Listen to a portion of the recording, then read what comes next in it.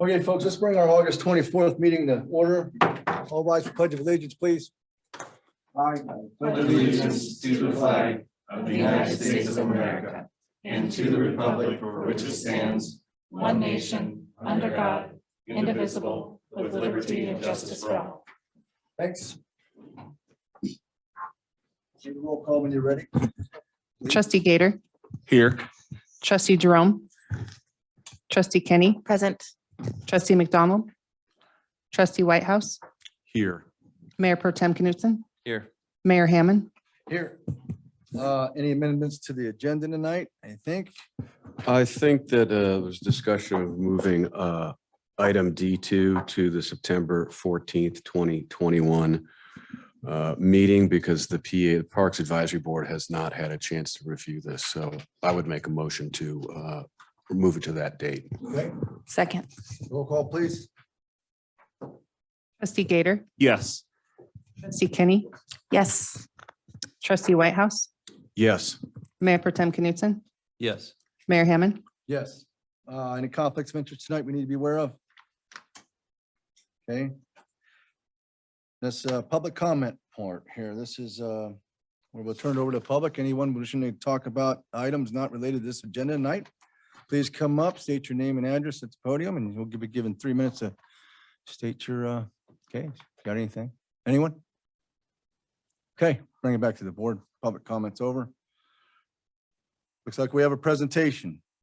Parks and Recs update. Dean Campos, please, sir.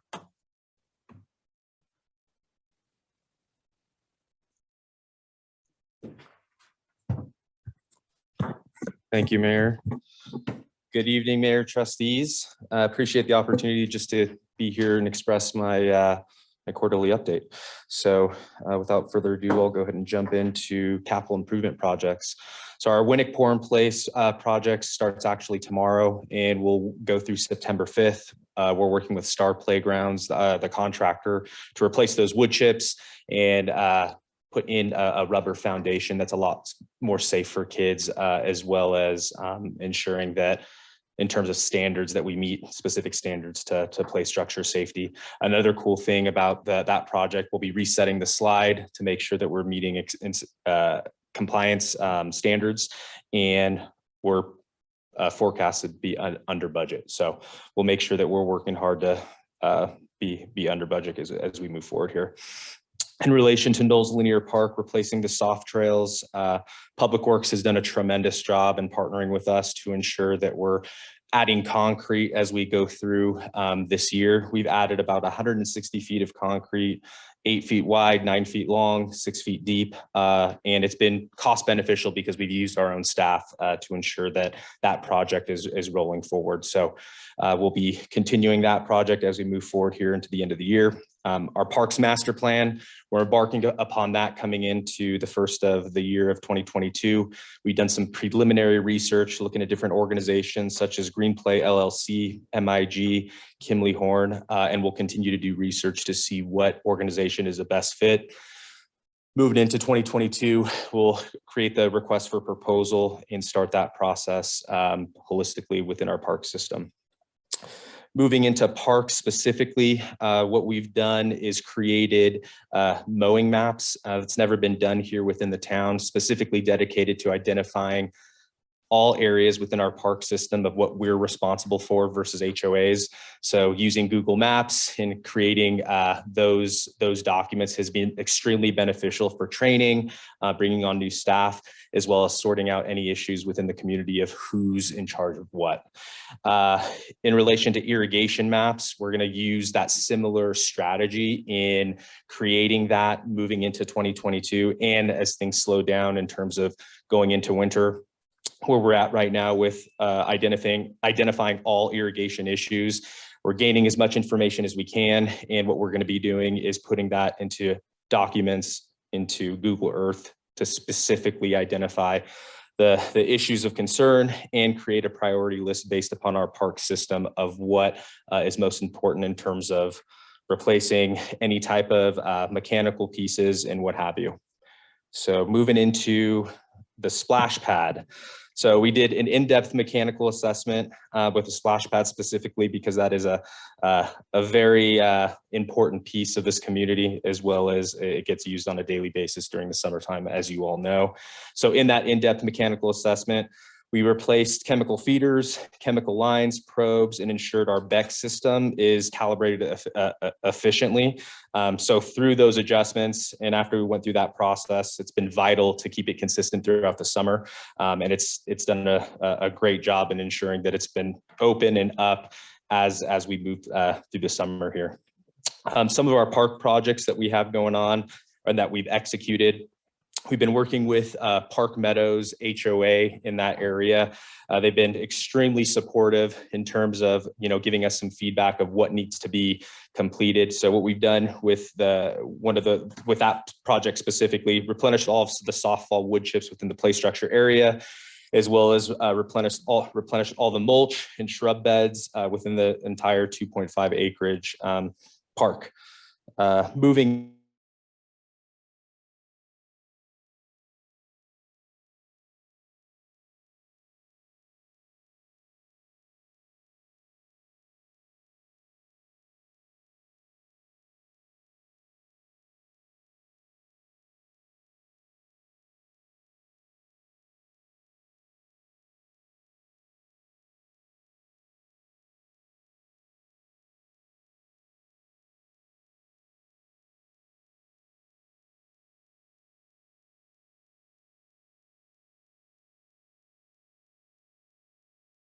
into play structure and sponsors, we've gotten through Wellington Community Park. What the chapter does is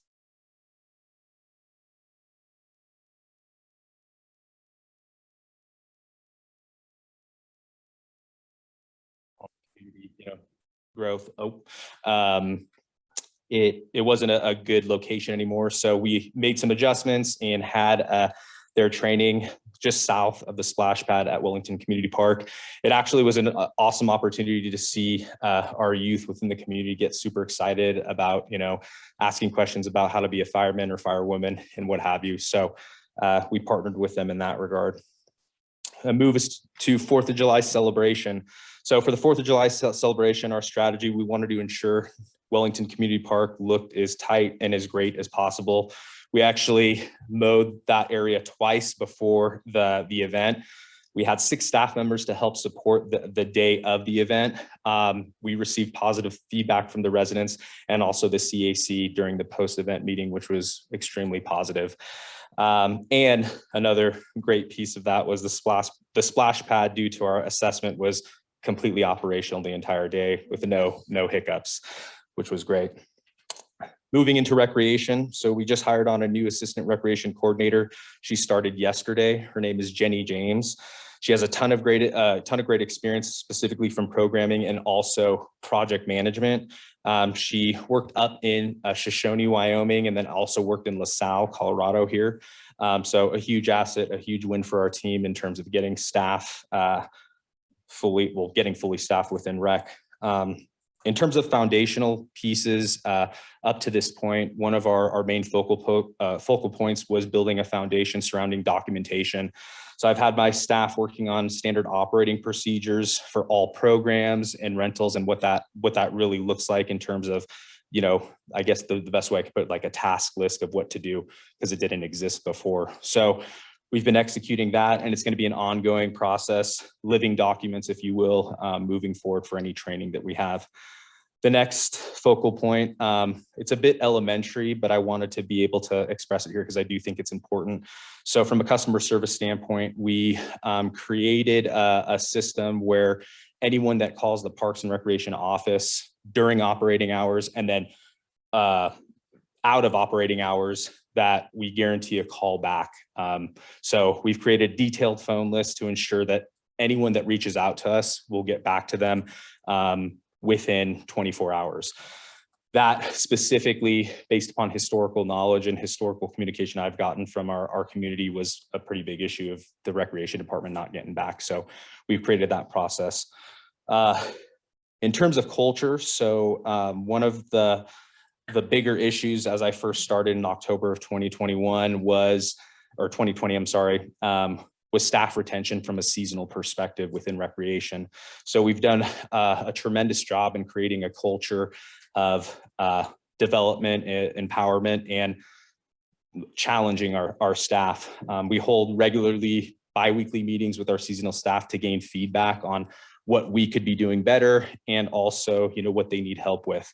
So we've gained positive feedback from our staff. And I want to give some recognition to Eric Smith, who's our recreation coordinator. He's done a tremendous job in leading that charge, since he directly works with them. The next big focal point that we're making adjustments on are rentals specifically dedicated to lighting within our ball fields. What we have found from some of our user groups is the lighting fee schedule that we have currently isn't necessarily the best based upon the market. So we're finalizing all of our research within the market this month, and going to be adjusting that to get user groups here to Wellington. Moving into cost recovery. So we by the end of this month, we'll finalize all of the data that we have within our cost recovery process. We've worked with 110% consulting company to go through that process entirely, looking at our historical data within ActiveNet, which is in our recreation software, putting it into a new system, and being able to come up with specific cost recovery goals after that data is analyzed.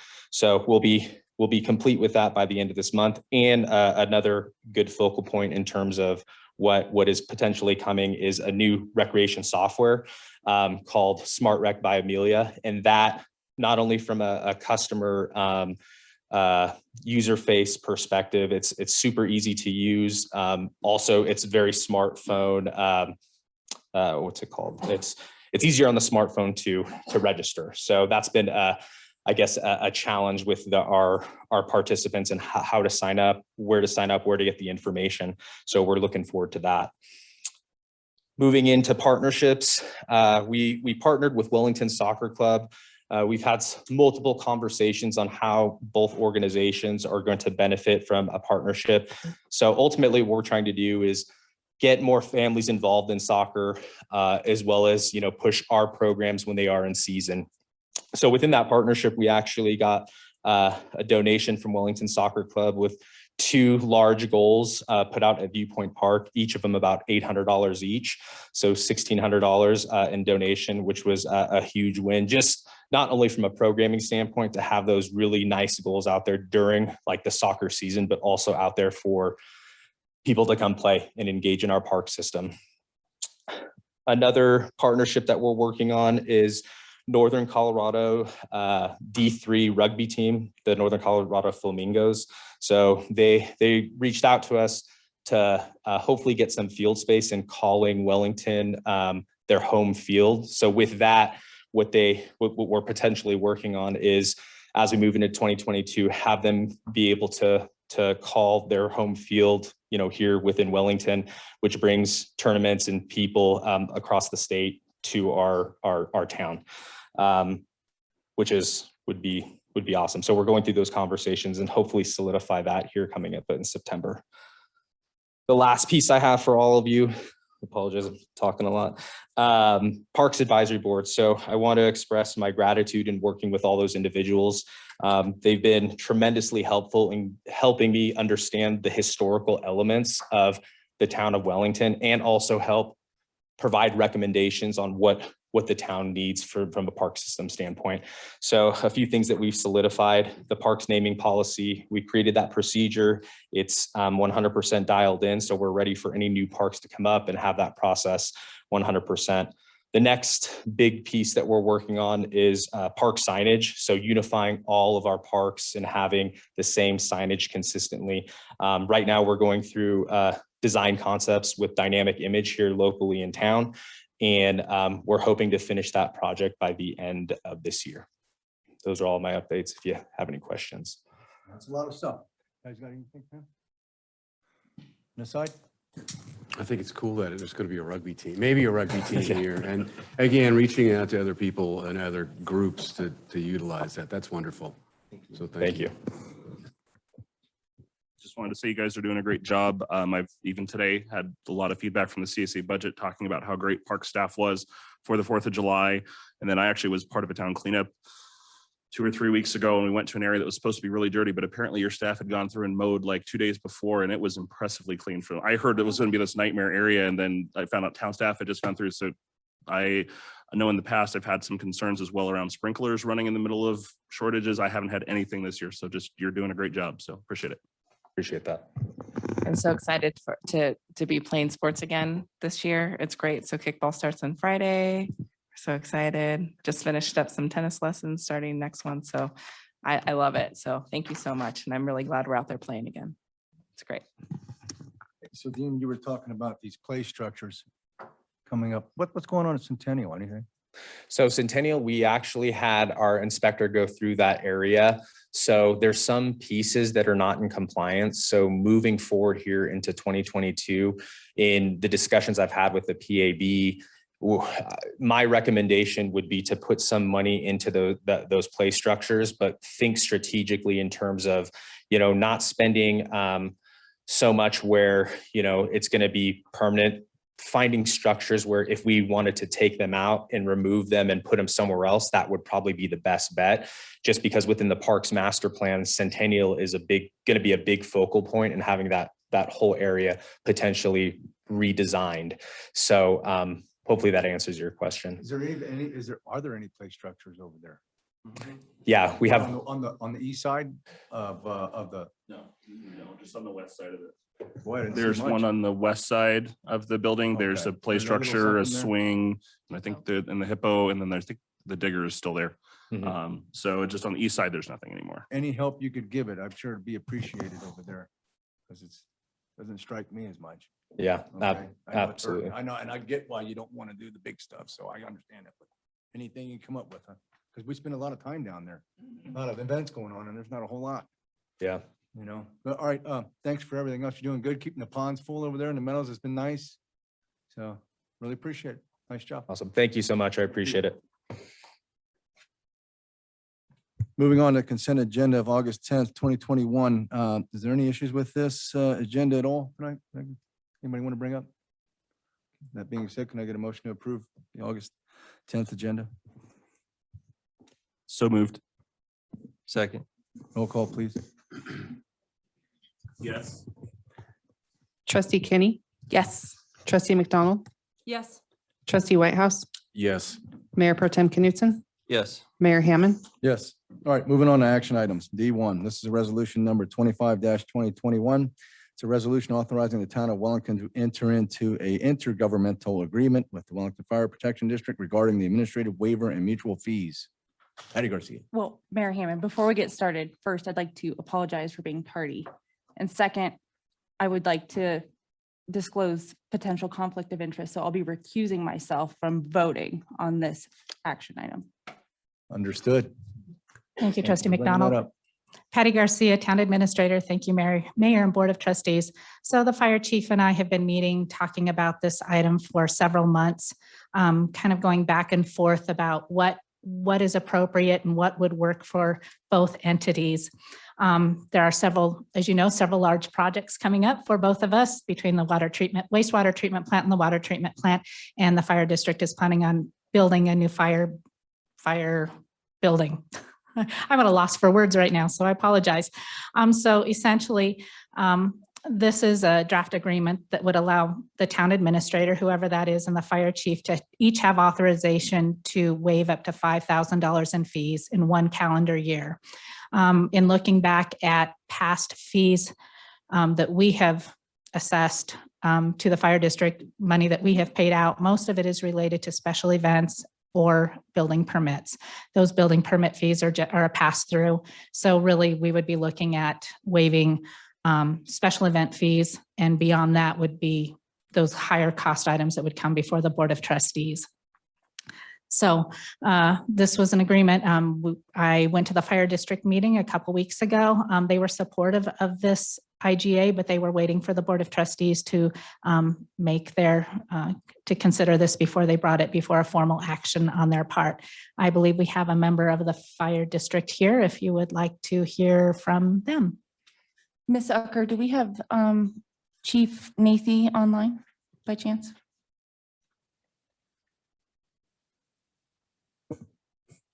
I don't see that name in the participants. Okay, yes, our public relations Yeah, officer, I think.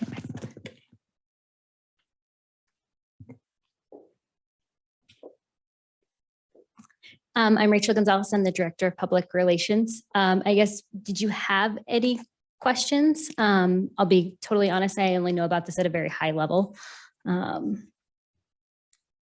question? This is just a really minor question. I don't know if it matters. I know in the agreement itself, it spells out that the town administrator can approve. And then for the fire district, it says the district doesn't spell out the fire chief. Does that matter? Or I don't know if that makes any difference or not.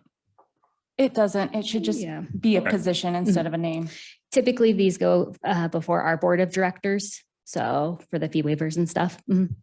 Okay, so just to clarify there, that this would, when it says district here, that would not be going to the board. If this is approved, this would be going to the fire chief, would be approving, not having to go to a board for vote. Is that, am I correct in understanding that? Yeah.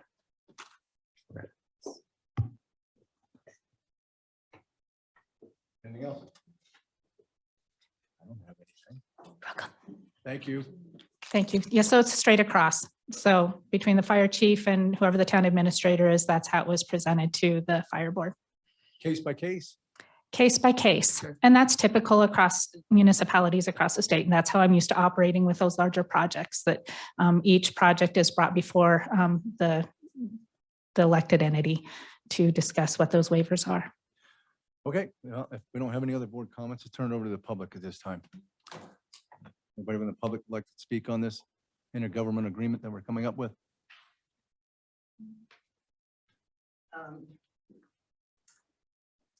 Christy Cannon, 6886 Mead Street. This is just individual conversation or discussion. It's not, I'm not representing the chamber at all, just so you know. Sure, go ahead. My question is, Trustee McDonald, you said you had a conflict of interest. Does that mean you're recusing yourself from the vote tonight? Yes, ma'am. Okay, that's good. Just wanted to ask because you were participating in the conversation a little bit. So thanks. I just wanted to make sure we've got transparency. That's kind of my end goal. So. Ours too. Yeah, I Appreciate it. know. Bring it back to the board. Can I get a motion to approve resolution number 25-2021? So moved. Second. Roll call, please. Trustee Gator, Yes. trustee Kenny, Yes. trustee McDonald, Abstained? trustee Whitehouse, Yes. Mayor Pro Tem Knutson, Yes. Mayor Hammond. Yes. Thank you. Thank you. Okay, we go straight to item D3, don't we? Yep. All right, D3 is the 2020 audit presentation. Tyra Litzow? Is that right?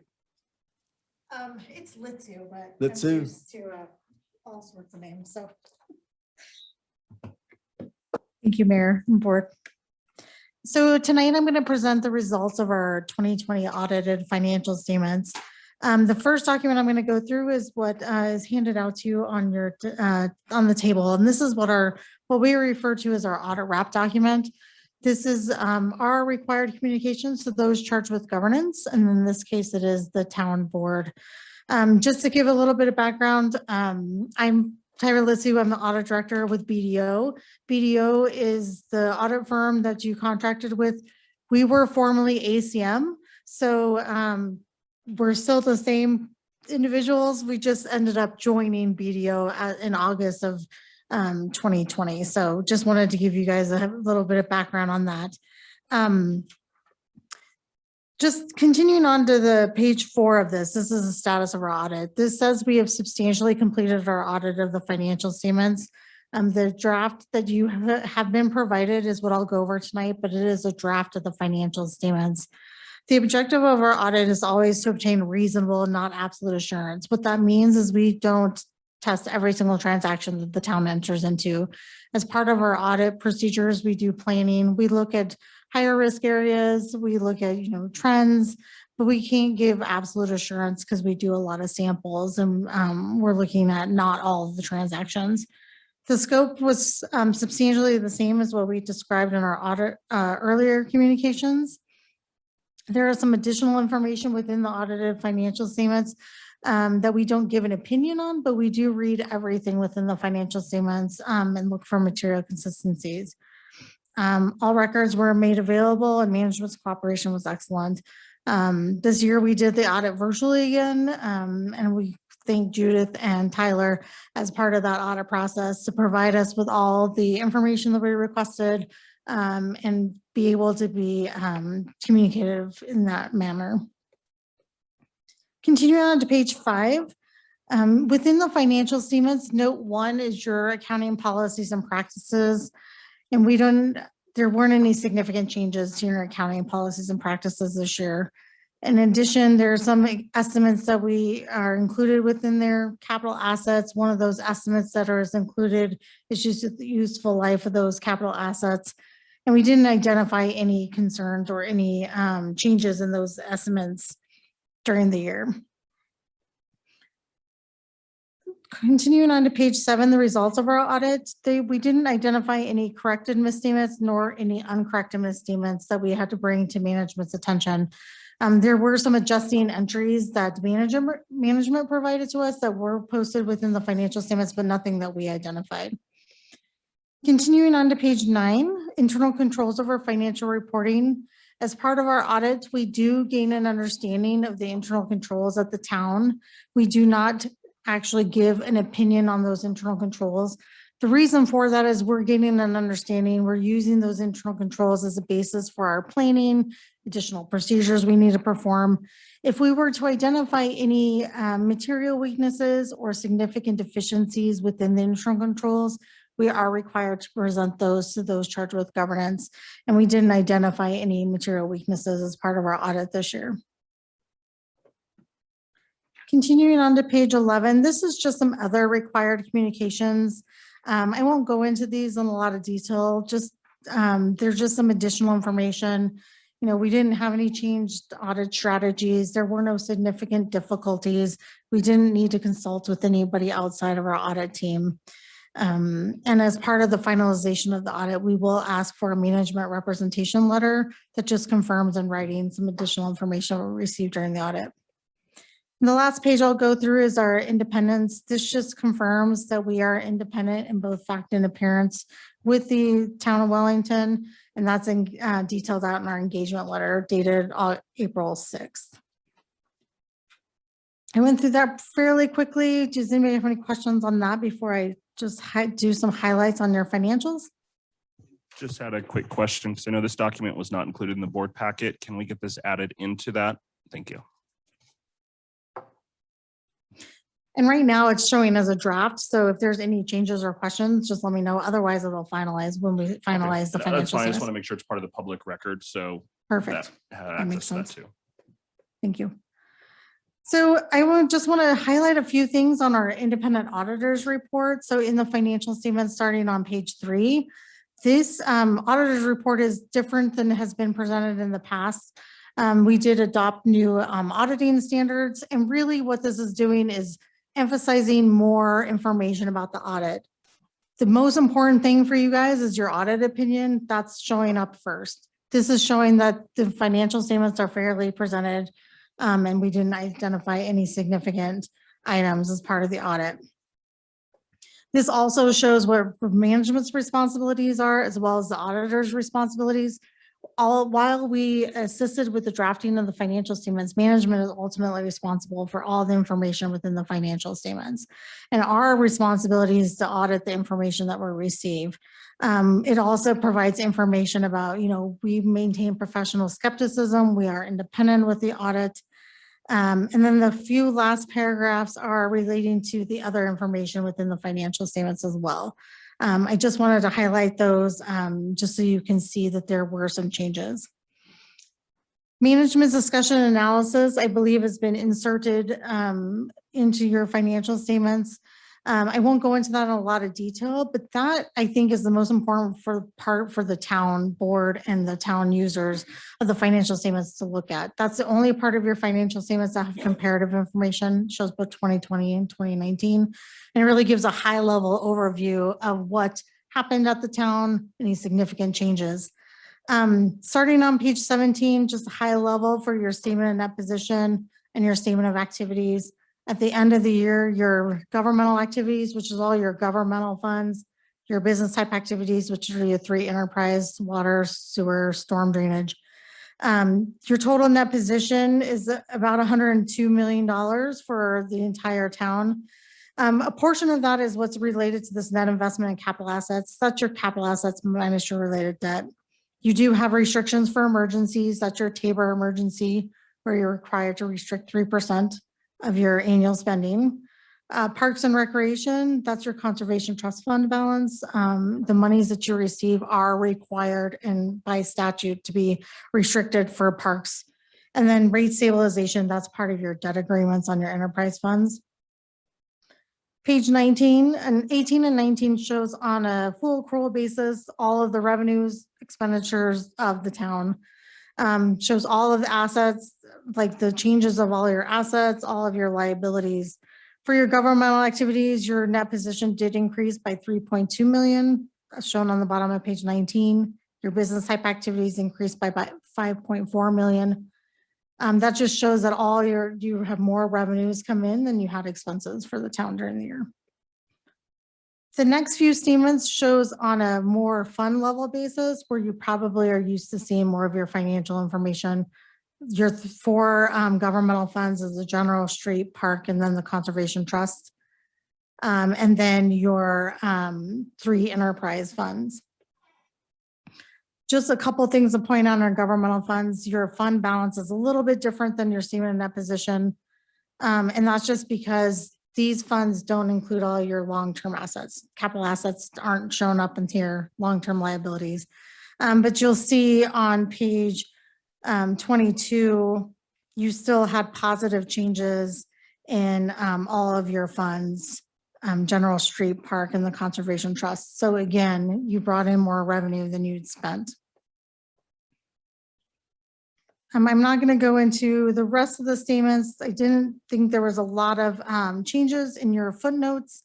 The last few schedules in the back are your budget to actual statements for each of the funds. It'll show you what the board originally adopted as the budget, any amended budgets, and then your finals. So you could see on a budgetary basis where the town ended up for all of your funds.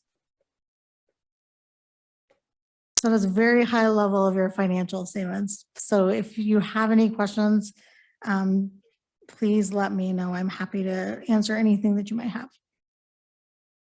Questions on this side?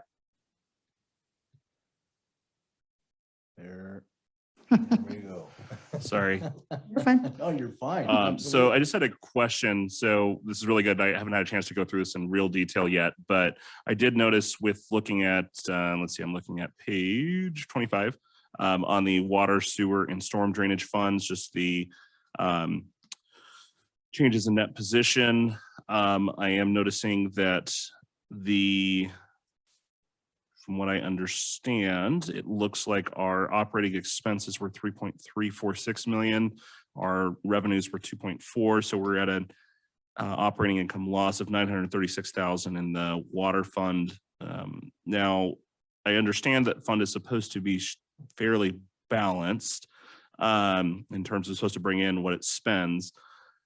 And I know that we made adjustments to that with the rates at the end of the year. So I guess I'm just trying to understand, is that where that should be at that negative 936, or is that not a good number? So just to clarify, that's your operating, that's your charges for services, which is your rates. Correct. And then your operating expenses, but you do have, at the end of it, you'll have an increase because of the capital contributions, those tap Correct. fees, Right. and that kind of information. So in terms of your budget to actual, that might be a better place to take a look and see. So I think one of the things that is concerning to me, because I know this is something that's been an issue in the past, and obviously we didn't make the changes till the end of 2020, so that might be part of it, is that we have operated our water fund at a loss. And so those capital contributions in the past have actually come in to pay for that loss of operating, because our operating income was not, our revenues were not meeting expenses, which, as I understand, for the most part within an enterprise fund, the operating revenues should match with operating expenses. So is this just a issue because and I don't know if this is maybe a question for Judy, this is the fact that our water rates did not get adjusted until the end of 2020 and beginning of 2021. Okay. That's what it is, a little late adjustment there to catch up. Well, I think when we look back through some of that data, that you'd find that if we hadn't done anything, I think the projected loss was $2 million, which I'm not saying, which isn't great, and obviously being in the red here, but I think we're coming back out. Yep. I just wanted to make sure that I was pretty sure of it. Could you finish your thought though on the comparison of the budget to cost? Oh, yeah. So on page 50, you'll see that when you look at your budgeted revenues, you did bring in more money than you had originally budgeted. And my guess is that's because of those rate increases. But you do have more operating expenses, especially in your operating, than you had budgeted as well. And that maybe Judy can help me understand that I'm not 100% sure of. But it does look like if those increases if they were done at the end of 2020, I would expect that 2021 would look differently. Anything else? Just the final question, we're not taking any action on this, so this will come back to us for a final approval at a future time. We've had a chance to go through it, or is there no approval needed from It's us? just an audit. It's Okay, just the got it. presentation. Thank you. So overall, though, the whole picture looks pretty healthy. Mhm. Okay. And we're in the black, right? That's bottom line, right? Right. So, I mean, most of your funds, like I said, had a positive increases. And it looks like in a lot of them, you had more revenue than you had budgeted for. So, right. Not bad. There is one typo here on page 4. that I- Okay, of course. You'll want to look at that, okay? And, it's due to the amount of assets, total amount. Okay. No big deal.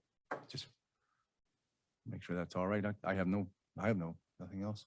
That's it. I appreciate it. All right. Thank you. Thank you. Okay. That does it for action items tonight. I've got 7:07. We've got a liquor board coming up. We'll go ahead and leave our regular trustee meeting and enter our liquor board meeting as it's this time, 7:07. I'll need to get a roll call to do that. Trustee Gator, Here. trustee Kinney, Present.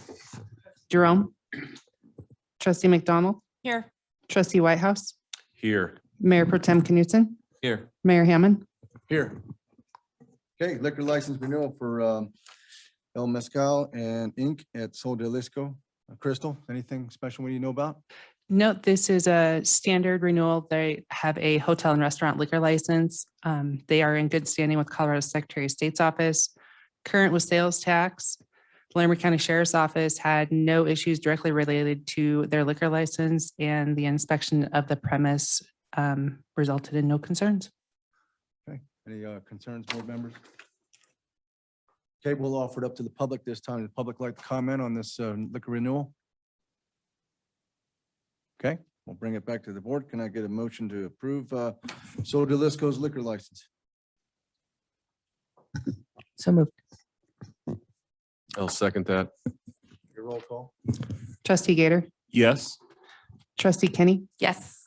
trustee McDonald, Yes. trustee Whitehouse, Yes. Mayor Pro Tem Knutson, Yes. Mayor Hammond. Yes, okay. We'll go ahead and close the liquor license authority at this time and resume our regular meeting at 7:09. Moving on to reports, town attorney, anything? Dan? No reports. Okay, town administrator, No report. anything from the staff? Hallie on. I think Hallie wanted to do a quick Okay. update if she is on. She's not. Okay, we will wait and do that another time. Thank you. Good enough. Anything from board members? Start on this end. Trustee Gator, anything? Yes, so I did want to share a couple of items. So I know that we had gone over some things with our work session last week in regards to the CAC, and there was some confusion about a few things. So I wanted to clarify a couple of things that were said. And so one of the first items that was brought up that there was not really accountability or concerns that there was not accountability to a budget for the CAC, and did want to clarify that that is something that is in place. And so that is actually what they were working on today in the other room. And that is actually available on every packet. So if you go look at any of the CAC packets, you can see exactly what their current budget is in each line and what has been spent in those line items. And that is accountable to the Board of Trustees. So that is something that we approve every year as a part of our budget. The second piece with that is that there were some concerns about people going off and doing things. I know there have been, I think, one instance that I am aware of, but the CAC, when there is something that comes up in terms of working with a contractor, they will select that person, inform staff, and town staff is actually the ones that execute that contract. The CAC is not just willy-nilly going out and assigning contractors and things like that.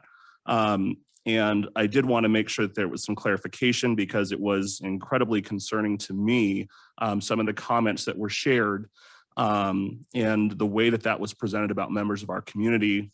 And just speaking as one of the members who sat on that board, it really came through as a slap in the face. And in part, I think actually precipitated the resignation of 3 members of that board this last weekend directly from the results of our comments. So I think there were legitimate concerns brought up that can be addressed, but I think that we need, as a board, need to be very careful about how we bring those up, because I think we need to really value the input and the work that is being done by our community members. And that really did not come across this last week. And that was really concerning, especially the fact that we lost 3 valuable members that have given decades to this town. So that was just something I did want to bring up. Thank you for bringing that up. Anyone else on this board? Other concerns, questions? Okay. We have an executive session. Sorry, Go I ahead. wanted to give a thank you to Kelly Hodeling and Callie Cooper, who put in an excessive amount of hours to make sure that our grant application got to go in for the facades and energy efficiency. So I wanted to say thank you to that because I watched from afar, but it was very much work. So, and appreciation for all the participating businesses. Yeah, that's going to be a big deal. It's a lot. That's going to be a big deal. Okay. Moving on, we got an executive session for the purpose of this executive session for the purpose of determining positions relative to the matters that may be subject to negotiations, developing strategy for negotiations, and/or instructing negotiators pursuant to section 24-6-4024 CRS regarding negotiations with North Butte Irrigation Company. As required by CRS 24-6-4022 D.5, 2A, and 2E, the executive session proceedings will be electronically recorded and the record will be preserved for 90 days through November 22, 2021. Can I get a motion to move into executive session? Second, Trustee Gator, yes.